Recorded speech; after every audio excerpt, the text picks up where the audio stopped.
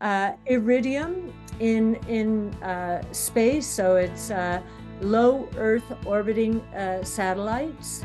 And we think the most exciting thing that's happening nowadays is that a lot of mobile companies are striking deals with Iridium and with SpaceX so that they can have global communications. And Iridium is one of the enablers of that. Kratos is a company specializing in drones, importantly. And we think drones, as I mentioned earlier, are going to be extremely important to the future of mobility of parcels and food and people. And in Kratos's case, also very important in national security and defense. You know, for space, we received the question why you chose Archer Aviation. Can you please answer to that? Sure. We also own Joby, but Archer is the larger position. It's larger.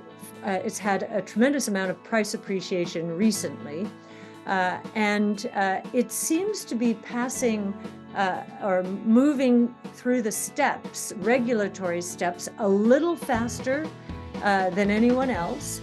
It also settled with Boeing, that Boeing and Archer settled the lawsuit, and because of that, Boeing has taken a position in Archer, which is very interesting.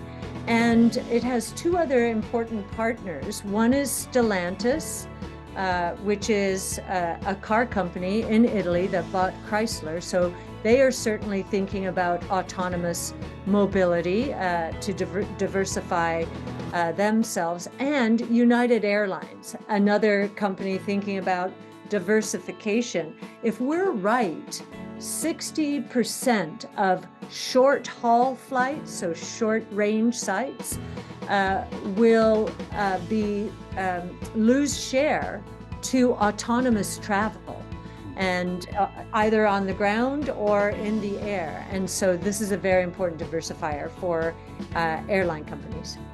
Going back to Coinbase, perhaps you could give us your outlook for Bitcoin over the next 12 months. Sure. We generally give a 5 to 10 year out. But a few very important things have happened recently to support Bitcoin. The first thing was, believe it or not, the regional bank crisis in March of this year in the United States. Bitcoin went from 19,000 to 30,000. And what did that tell us? Bitcoin is a flight to safety vehicle. Why is it flight to safety? Because there's no counterparty risk like there is in banks. The network is completely transparent and highly decentralized and very secure. So that's the first milestone. The second is, here in the United States, we have seen some of the toughest regulations against Bitcoin, and importantly, a Bitcoin ETF.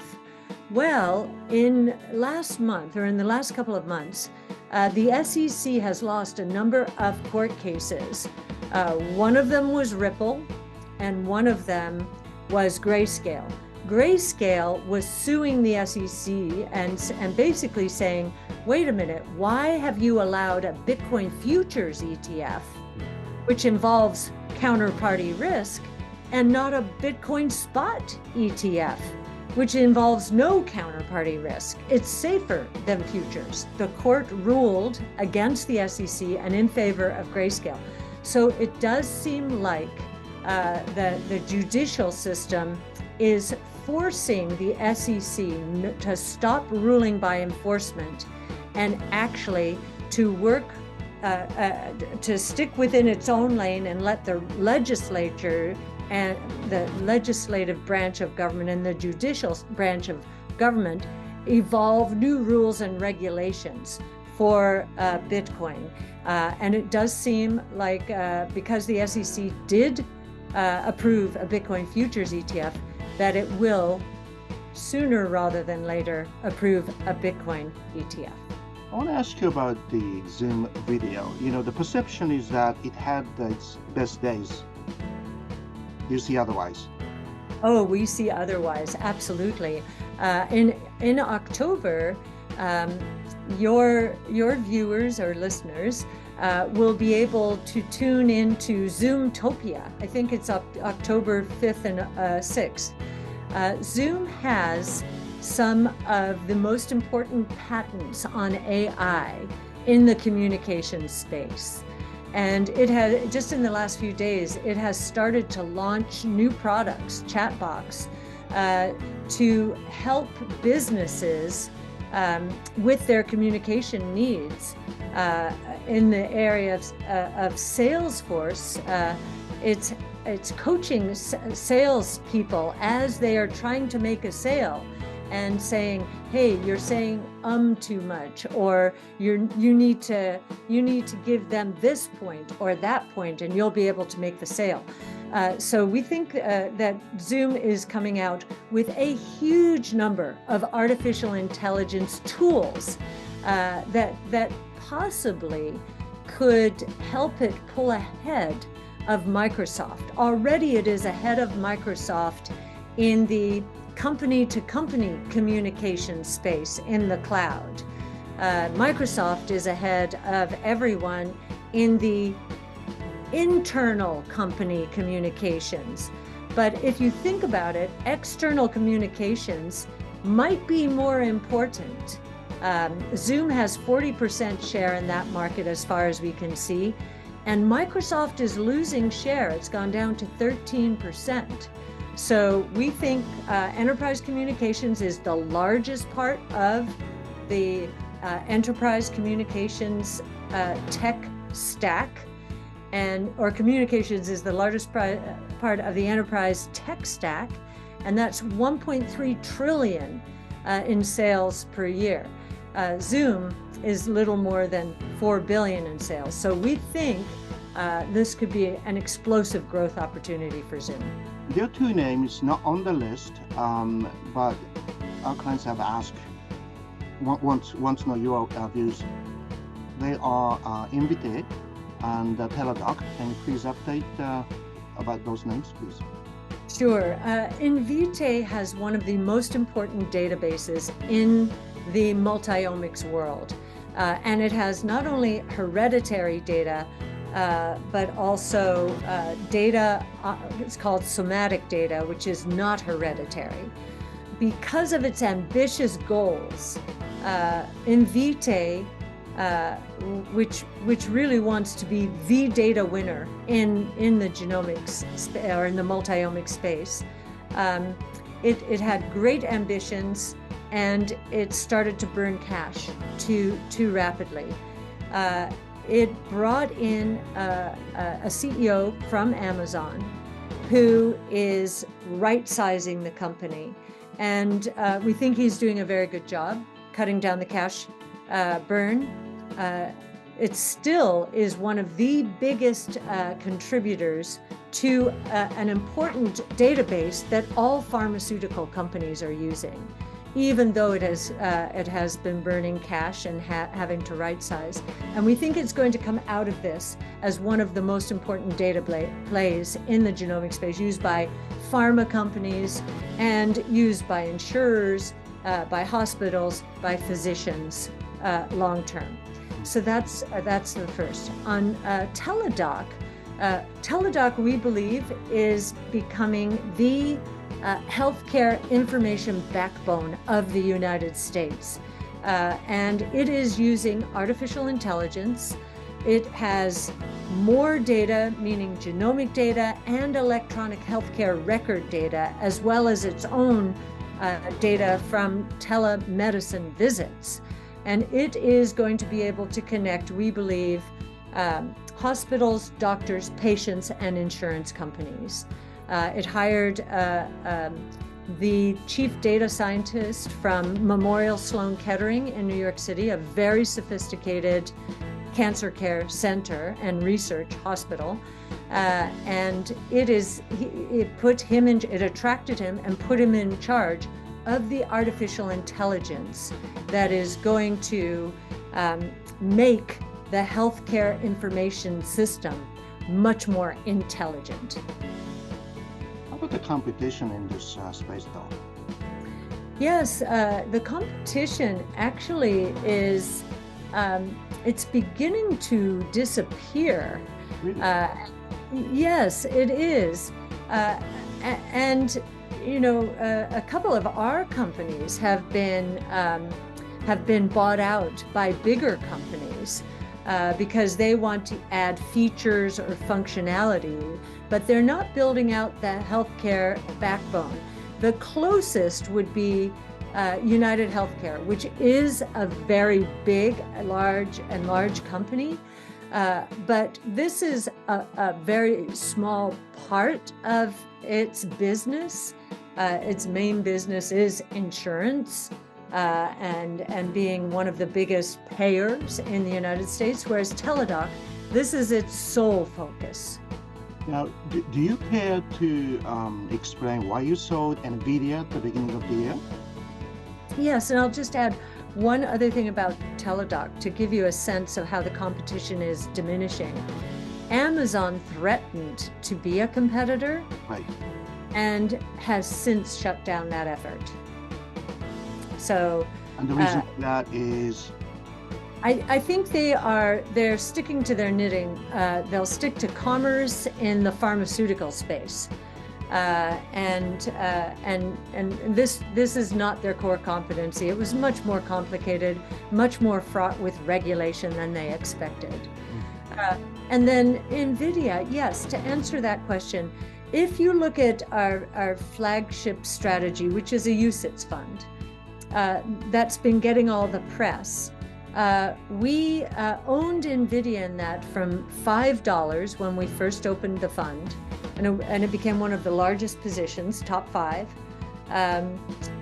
until it hit about somewhere in the mid to high 300s, and right now it's in the mid to high 400s.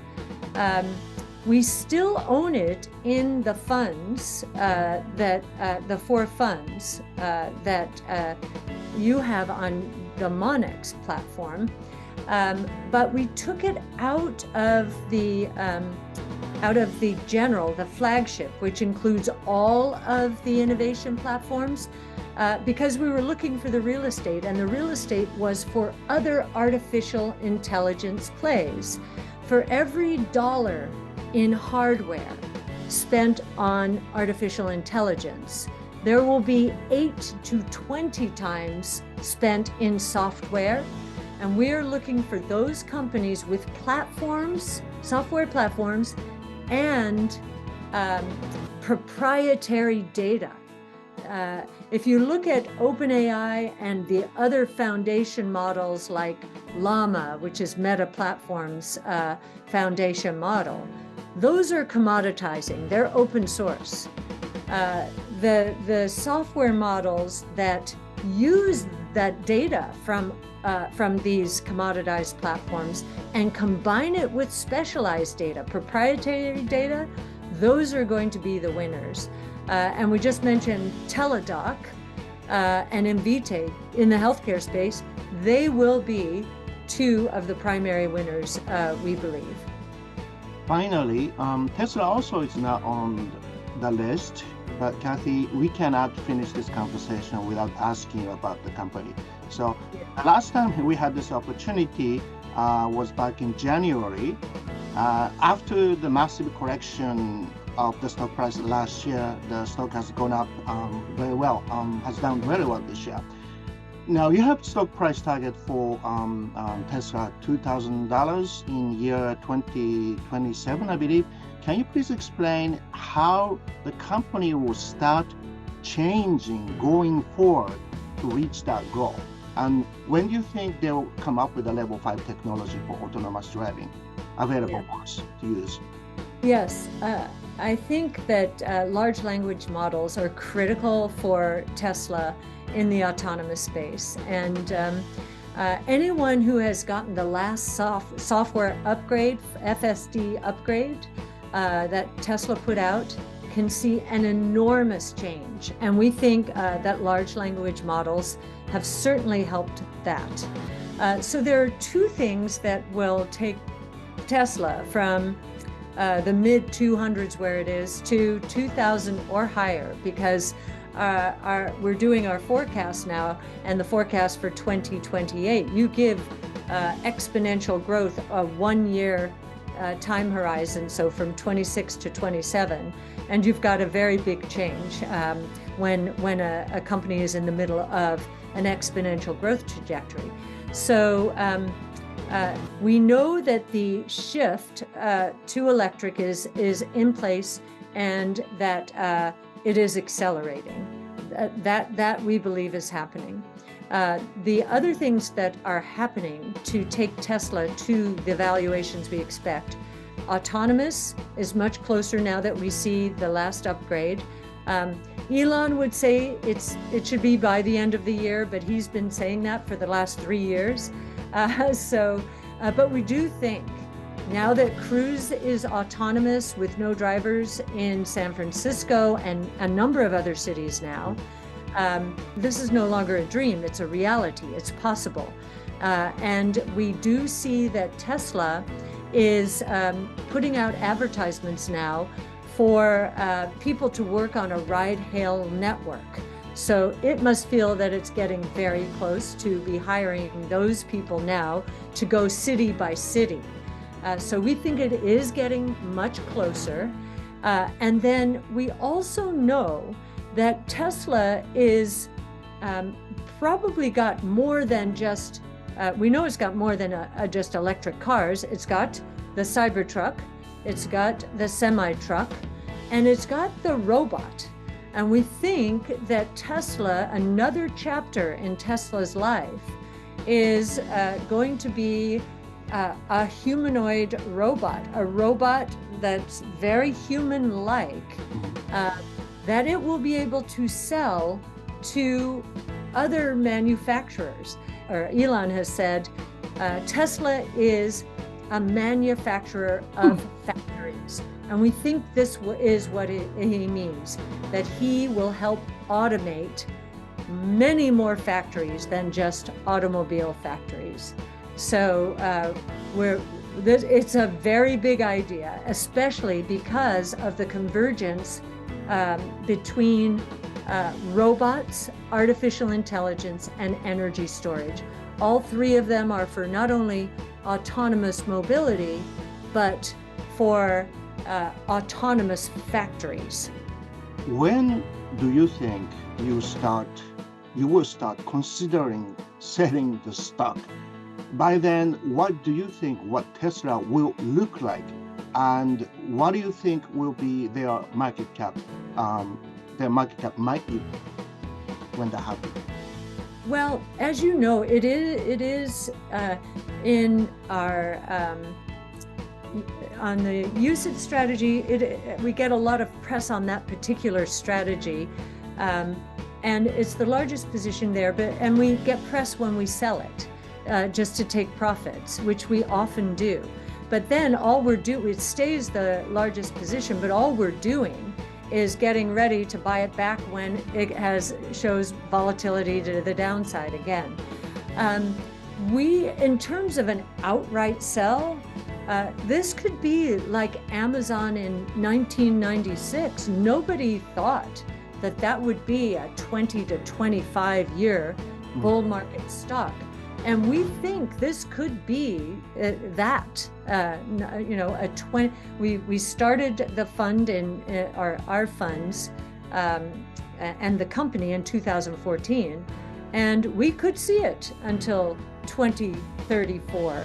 We could see it having an extended growth cycle if it does fulfill the promise not only on autonomous mobility, but automating factories and making the world a much more productive place. And so that could be, Apple hit $3 trillion. This is a much bigger idea than Apple. It is a much bigger idea. And so we wouldn't be surprised if we're right and that $200 trillion is out there in 2030. We wouldn't be surprised if Tesla were $5 to $10 trillion of that. Very interesting. Lastly, do you have any message for the Japanese audience who already invest in your funds, as well as those who are interested in investing in your funds with or without the new NISA scheme as a long-term investment? Yes, and Hutch, thank you so much for giving us this platform to share these big ideas. We really appreciate it. And I think the most important thing I want to say and repeat is it's really important to get on the right side of change, to have exposure to innovation, because it's going to start moving so fast that the indexed plays are not going to be able to keep up with it. So sure, index plays will hold tried and true stocks, but it will also hold stocks that are going to lose out to innovation and are going to be disrupted. So at the very least, have a hedge against that disruption by including it as an important part of your asset allocation. Kathy, it is always inspiring listening to your story. Thank you so much for doing this call, for your fans in Japan. And it is my pleasure. It's always a delight speaking with you, Hutch. You've done so much research on us, and we love your platform. So thank you very much.